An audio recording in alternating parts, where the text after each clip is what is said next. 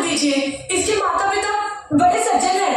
हाँ, इसके दुर्व्यवहार की वजह से हम सब आपसे क्षमा मांगते हैं, इसे क्षमा कर दीजिए। मैं मालवा का सूबेदार मल्हार होलकर, निकट में ही मेरा पड़ाव है। अहिल्या के माता पिता को तुरंत सूचित किया जाए कि वो आके हमसे मिले। जी जी जी अति शीघ्र जी। ये तो मालवा के सूबेदार है। चल चल काकी को बताते हैं। हाँ चल चल। काकी काकी काकी काकी देख भाई क्या कर रही है, देख आपकी लड़की ने क्या कर दिया। क्या हो गया यार, काकी क्या काकी सुनो, अरे क्या हुआ? अरे इतना क्यों चीख रहे हो? मर नहीं गई हूँ मैं, मुझे सब सुनाई देता है। काकी आपको पता है आज क्या किया अहिल्या ने? अब क्या किया अहिल्या ने? काकी उसने दुर्व्यवहार किया इतने बड़े सूबेदार जी के साथ। सूबेदार जी के साथ? हाँ सुनते हो, देखो तुम्हारी बेटी ने आज क्या किया, आके देखो। क्या हुआ? आप चिल्ला क्यों रहे हैं? काका, आपको पता है आज अहिल्या ने सूबेदार जी के साथ तलवारबाजी की। हाँ तलवारबाजी? पर क्यों? क्योंकि वो गाना गा रही थी। तलवार आई कहाँ से उसके पास? वो काकी हुआ यूं कि वो आगे बढ़ी और सिपाही से तलवार ली और फिर ऐसे ऐसे ऐसे फिर वो सूबेदार की तरफ बढ़ी और सूबेदार जी ने अपनी तलवार निकाली और फिर वो अहिल्या की तरफ बढ़े। हाँ और फिर अहिल्या ने लड़ाई शुरू कर दी। हाँ और फिर ऐसे ऐसे ऐसे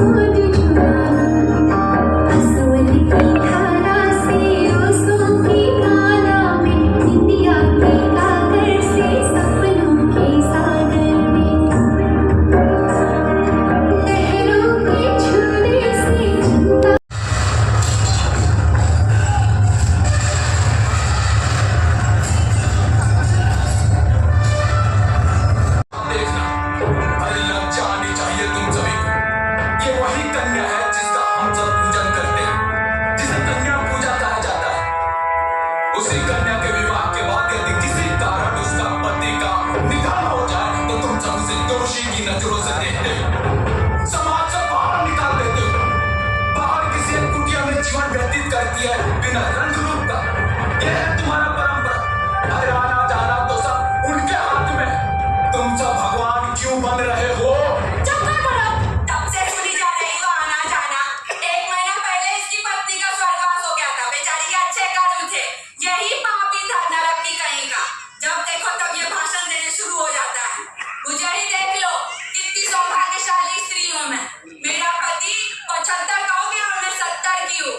55 साल पहले ये मंगलसूत्र पहनी थी। अभी भी ठीक वैसे ही। अभी भी मालूम है कि कब मरूंगी। 20 साल और जीऊंगी मैं और चिता पर भी सुहागन ही बनूंगी। 4-4 दिन का निर्जला उपवास किया है मैंने। धर्म किया है, अच्छे अच्छे कर्म किए हैं मैंने। हाँ तो ये उपवास सिर्फ स्त्रियां ही क्यों रखती है? एक पति अपने पत्नी के लिए उपवास क्यों नहीं रखता? एक बेटा अपने माँ के लिए उपवास क्यों नहीं रखता? परंपरा परंपरा। अरे लज्जा आनी चाहिए तुम सभी को। उसी कन्या का तुम सब पूजा करते हो, बाद में उसको ही जीवित जलाकर उसका प्रतिमा बनाकर माता का दर्जा देते हो। यह है तुम्हारी परंपरा।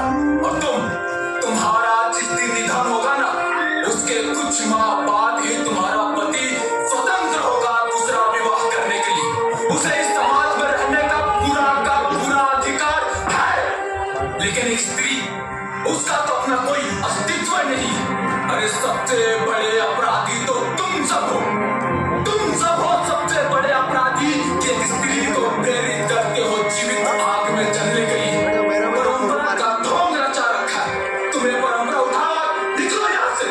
उठो, देख लेना तू नर्क में जाएगा पापी। देख लेना तुम लोग जो इतना समर्थन दे रहे हो ना इसको, तुम्हारे घरों में शोक सभा में जाएगा ये। नर्क की कहीं का नाश पीटा देख लेना तू। तेरे घर से महामारी फैलेगी। तेरे ही घर में लूले लग रहे अंधे बच्चे पैदा होंगे। नाश पीटा कहीं का है। सही कह रही है अम्मा, श्राप लगेगा सबको। बड़े आए प्रधानों के लिए। इस घटना ने मुझे निर्णय लेने पर विवश कर दिया है। हमारे राज्य की किसी भी विधवा महिला को ये सती प्रथा मानने की आवश्यकता नहीं है। ये सती प्रथा एक कुरीति है, हमारे राज्य की प्रगति में डालने वाली रुकावट है। मैं मल्हार राव होलकर यह निर्णय लेता हूँ कि हमारे राज्य की सभी विधवा महिलाओं को हमारे राज्य की ओर से विशेष सुविधाएं प्रदान किए जाएं, ताकि बचे हुए जीवन को वो सुचारू रूप से जी सके। महाराज